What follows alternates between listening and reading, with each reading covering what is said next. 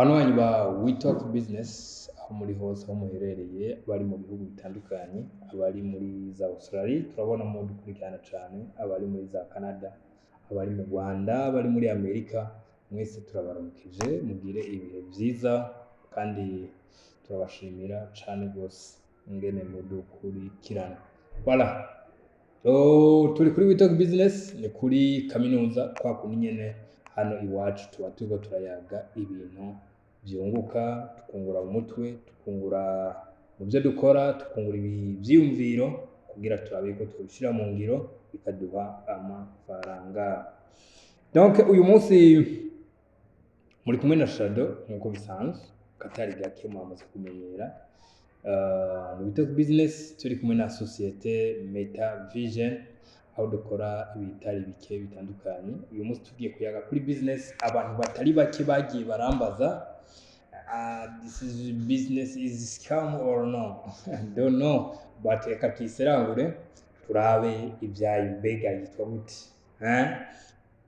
yoba ari scam, zoba ari za zindi dukunze kubona ziza kabiri zikagenda, canke yoba ari kazomara igihe kinini ya mugabo nyene inyuma yayo hiheze scam, tuvuge yuko gute, mbega tuyite donc tuyifate gute, tuyikore canke tuyikore, vyose turaza kubihanahana muri commentaire, bashobora kuza kugira ico mutubwiye. Donc nagenda ronka abantu benshi bambaza ngo mbega Royoki, Royoki ni bot, ni software of trading, ni giki, ubu gifunctiona, is like trading, is like what, is legit or not? Reka dusirangure tuyage ivyayo n'abatayizi bayimenyereho, tugende turabona ibi n'ibi fonctionnement yayo ainsi de suite, turabe ico bacetse inyuma yayo. Royoki nibaza yuko ari ndashobora kuba ndiko ndamara peut-être 5 ou 4 ndayizi qui existe, kandi na n'uyu munsi ikiri ngaho ifonctionne, ariko bigatuma abantu benshi bagira amakenga, imaze igihe kinini tuyibona atari uko twayibwiwe ahubwo gusa tuyibona ihari. Eske ikora gute? Reka tubanze turabire hamwe ingene ikora, kandi abasanzwe bayikora baraza kutugira inama, bagira ico batubwiye, ari commentaire positif canke negatif, ico cyose kiza kigira ico kiduhereje mu bumenyi bw'iwacu. Royoki ni nohakwa kuvuga yuko ari bot ikorana na digital market, crypto cyane kuri kote ya cryptocurrency, ikoranye n'ama platform atandukanye za Binance, peut-être n'ayandi ma exchange, ariko nkuze kubona bayiconnecta cyane kuri Binance. Izi systeme zizana n'aba informaticiens bakazikora ku buhinga, ivyazo biba automatique, ari kugura ari kugurisha bikaba automatique, ari donc placement y'ama ordre ku bantu bamenyereye imyuga ya trading, placement y'ama ordre bikaba automatique. Iyi Royoki ni umutahe wawe wangaja, icyambere uragura iyo system, hama umaze kuyigura ukangajamwo capital yawe, hanyuma umaze kuangaja capital yawe iyo nyene ikagukorera R plus yawe. Donc ariko yoyo hari ubwoko butandukanye bwa trading, hariho trading future, hariho na trading ya spot, hariho na trading ya holding, irafitaniye isano cane na trading ya spot. Iyi Royoki turiko turarabira hamwe uyu munsi, ntikorera muri systeme ya future. Systeme ya future ni systeme ukoramwo trading ku buryo nimba ufise umutahe wa $100 ushobora gusanga uriko urakoresha 1000 canke 1010, mugabo amafaranga ari reyere ari 100, donc $100. biba byagenze gute ni uko haba hariho baba barashizeho systeme ushobora kwitiza amafaranga ya systeme hanyuma komsa ugasanga uriko urakoresha amafaranga menshi bikaca bigutuma haba sécurité de travail mu mwuga wawe. Aho ni kuri kote imwe ya future. Hakaba iyindi kote ya kabiri ya holding aho ushobora kugura ayo ma actif ari digitale ukazoyarindira imyaka 3, imyaka 5, imyaka 10 abagiye barakurikirana ama conference atandukanye iyo mu myaka iheze twaragiye turayibona mbega ni gute wohitamo cryptocurrency wo holdinga, ni gute wohitamo digital money woshira amafaranga, ni giki cyotuma yizera, ni giki cyokwereka kahise kayo, ni giki cyotuma ubona yuko kazoza kayo gashobora kuzoba keza gusumba. Reka rero dutsimbatari kuri iyi trading ya sport kuko niyo nabonye ifitaniye ressemblance cyane na trading twabonye iyi robo ya Royalty ikora. Trading ya sport ikora gute? Ni trading ifitaniye ressemblance nini ya cyane n'iyi trading dusanzwe tubona mu buzima busanzwe. Tukibukanye yuko ijambo trading riri mu Cyongereza ariko mu Gifaransa uvuze ko trading ari commerce nta kinyoma na gitoya uba ushizemo. Iyi trading yo mu buzima usanzwe imeze gute? Urashobora kugura umuduga uyu munsi mu gatondo ku mugoroba ukaca uyigurisha, nimba wayiguze 15 million bakaguha 15 million 500 cyangwa bakaguha 16 million. Iyo ni trading, ni commerce ukoze. Urashobora kwigurira parcelle uyu munsi ukavuga ndayiguze 20 million, ndayiguze 30 million, 50 million mu masaha ngahe canke mu minsi ngahe urashobora urayigurishije canke mu mezi ngahe. Donc ni trading iri ifise holding mugabo holding iri a court terme. Donc bitandukanye na holding kuko holding iyo uvuze holding harimo ijambo tenir, tenir donc no gutena no kurindira amezi runaka, imyaka runaka ainsi de suite. Sport rero yo muri ya ma digital money nuko ugura actif hanyuma nimba ifise valeur ya $2 ukazoyigurisha ifise valeur ya ukaza kuyigurisha ifise valeur ya $3, ifise valeur ya $5 ainsi de suite. Cyangwa ukayigurisha meme ifise la valeur ya $2.5. Wewe uza kuyigurishiriza aho ubona hariko inyungu zihuye n'ubushake bwawe, cyangwa ukayigurisha ari uko ubonye strategy ukoresha nimba ari indicateur runaka ikwereka ati iyi indicateur igeze ngaha muri timing runaka ucugura, igeze ngaha ucugurisha utiri buraraba igiciro igeze ko inikema ukaraba comportement ya indicateur uri kurakoresha. Donc ikintu biza kugusaba nuko mu gihe imanutse au-dessous, donc imanutse munsi ya hamwe wayigurira, donc icyo ukora ni iki? Ni patience. Ni nk'ahandi ushobora kuvuga ni ndaguze parcelle ariko nayiguze 20 million ariko uyu munsi bariko barampa 18 million, donc ndaza guhomba 2 million.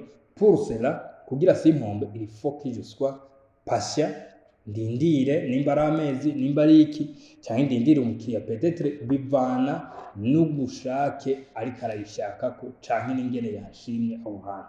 Na digital money nuko nyene washobora gusanga bariko baraguha market yakorotse bikaca bigusaba yuko uza gupasiata. Ikintu rero nabonye muri Royalty nuko iyo imanutse ntigira ngo izogaruka ryari, ntigira donc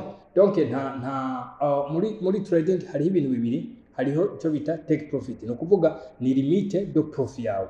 Nimba wayiguriye iri kuri $2 igashika kuri $2.5 ukaba wasetinzemo ayo ma take profit yawe biraza kwikora, ntuza kubikora meme ara usasa ya internet, meme ara usasa ya telefone yawe biraza kwikora mu gihe wabisetinze uko nyene. Na Royalty rero irabisetinga uko nyene igashiramwo take profit, ariko ikintu itigera ishiramo d'après y'ubushakashatsi maze kuyikorako nta limite de perte cyo bita stop loss ishiramo. Nimba wayiguriye kuri $2 ikamanuka kuri $1 ikamanuka kuri 0,combien bizomanuka ubuzira herezo. Ndabisubiramo iki kintu, Royalty na limite de perte igira. Nimba bimanutse bizomanuka byongere bimanuke bisubiremo bimanuke byongere bimanuke mugabo nta limite de perte ishiramo. Iyo biduze irashobora gushiramo ama limite kavuga nti ngarukiya ngaha mugabo bimanutse bizomanuka. Niyo mpamvu nagira mbwira abantu mu gihe uzi analyse technique, iyo ubonye market iri muco bita ranging market muri systeme horizontale ukoresha ROIOKI biri très important. Mugabo mu gihe cyane cyane abantu bari bamaze igihe bidagadura kubera guhera 2022 market yagiye iragirwa n'ibihe binini cyane byo kuduga, aho twabonye par exemple nka isumba zose ariyo Bitcoin yageze kuri 15,000 guhereza 2022 iraduga na n'uyu munsi iracyatumbagira irageze muri 100,000 mu bihumbi ijana birenga $100. Ivyo rero biraza gufasha umu wese ashaka kwiransa muri ROIOKI amenya ingene agiye gukorana nayo. Mu gihe rero iri muri ranging market iraronka iyo nyene system ya ROIOKI umwanya wo kugura n'umwanya wo kugurisha. Mugabo rero bientôt za 2026 canke za 2030 aho tuzobona aho isoko ishobora kumara umwaka wose imanuka, kugira ndababwira yuko abantu bazaba bakoresha ROIOKI bazokoroherwa kuko abari gihe cha bear market aho market ishobora kumanuka ikamanuka novuga nti ikazogaruka nk'inyuma y'imyaka 3 canke imyaka ingaha. Niyo mpamvu abantu bari bamaze iminsi bidagadura guhera muri za 2020 kugeza ubu cyari gihe cyiza cyo gukoresha ROIOKI, ariko igihe tuzogera muri bear market aho market ishobora kumanuka by'umwihariko ikamanuka tukarinda ikiduga tukabura, icyo gihe abantu bazoba bashize amafaranga muri ROIOKI ndabona hazoba hadasa neza, ariko byose bizovana n'icyo umuntu azoba yarasetinze muri mindset yiwe. Nubwo ubushakashatsi nagerageje kwegeranya sino ku muntu abasanzwe amenyereye gukoresha sport trading ya sport abata bintu birenze byo kwigwararondera muri aya maboti ya nka ROIOKI. Aho navuze ROIOKI hariho n'ayandi maboti atari make asanzwe akora nkayo, bakubwira ngo kugira ibe active shiramo aya mafaranga hanyuma mu nyuma uze gushiramo umutahe wawe hanyuma ize gukora R+ yawe. Donc birasaba yuko ikintu cyose tugikorana ubwenge, birasaba yuko ikintu cyose tugikorana ubumenyi, kuko kirazira gukora ikintu atabumenyi barondeye. Nabivuze neza si umwanya wo kuvuga yuko ROIOKI ari scam, ahabu yikuru ikintu cyose gikore ugifitiye ubumenyi, ufise experience muri cyo, ufise icyo wacize. Sine icyo nanka ni babandi usanga bafite mindset y'abantu bize, usanga ibintu byose bayibona muri kote negatif, kuko ibintu byose bihaba kugira dushobore kwiga kandi bitwigisha kugira tumenye. Donc ikosa si bibi kurikora, ahubwo ikosa ni bibi kuri repete. Ikindi kintu nagira ndangirize ko kiri très important, ndababaza d'après moi la prédiction du marché, ndabona yuko probabilité ndende dushobora kwinjira, dushobora kuba twarinjiye muri bull market nyeze. Hagiye haraba ama perturbation menshi guhera 2025 mu ntango kugeza uyu munsi, ariko ndiko ndaraba aho market igeze. Twarabonye muri iyo miseze BTC hariho resistance yari ifise quelque part kuri za 110 za 115 za 117, ariko après avoir yo kuyi breakoutinga, donc kuvuga kuyikasa karengana, hariho probabilité ndende yuko dushobora kwinjira muri bull market yihuse byimbitse. Ikindi kintu naco gituma ico ndakivuga nuko turiko turatanda vers la fin de l'année, kandi ariho market ikunze kuba yihuta bishoboka. Dusigaje amezi adashika 5 kugira umwaka uhere, mu kwezi k'8, kwezi k'9, kwezi kwa 10, kwa 11, kwa 12, aho atagihindutse turashobora kubona market, turashobora kubona Bitcoin yabize ATH nshasha kandi tuzogenda turavuga yuko ariyo ATH nkuko twavuze ngo 2017 ati yakoze ATH yo kuri 19000, tukavuga 2021 ati yakoze ATH yo kuri 69, n'uyu mwaka turashobora kubona ATH soit ça c'est autant combien cyangwa 210. ndabona muri iyo interval jewe kubwanje ntaco bagitangaje na gitoya no mbona. Donc abantu benshi barakunze ko investisa muri nkene ibi bihe, mbega wewe kubwawe ukabona arayahema digital money ashobora kupumpinga bikomeye, nizihe ushobora kubona zizokora ibitangaza nkuko twabonye za Solana zibikora 2020, za Shiba zarabikoze, n'izindi niwe ndavuga ahubwo mushobora kutubwira muri commentaire murabona ari izihe kugira duhende turahanahana amakuru guhera uyu munsi gushika December. Tuzogenda turabihanahana amakuru, ariko probability ingana nka 70-75% ndayibona ishobora kuba bull market nyezina yihuse ku muvuduko urenze dushobora kuyibona muri aya mezi tugiye kwinjiramo.